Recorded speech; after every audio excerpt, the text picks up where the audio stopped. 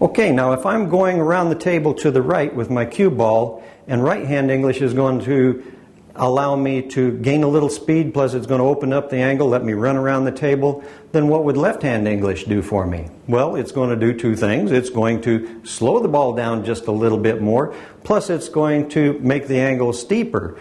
So we call that reverse English, because what it's doing is it's reversing the natural direction that it wants to go. In other words, we're going to the right, so the cue ball keeps wanting to go to the right, and running English will open the angle up more. Well, reverse English is going to slow it down and bring it off at a steeper angle. So now let's look at this little setup here.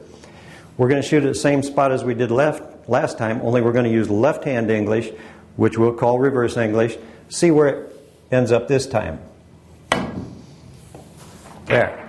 See, last time with running English, it came over here. With reverse English, it steepened the angle, it came off over towards the corner pocket. So that's reverse English because it's reversing the direction that it's wanting to go, reversing its natural direction.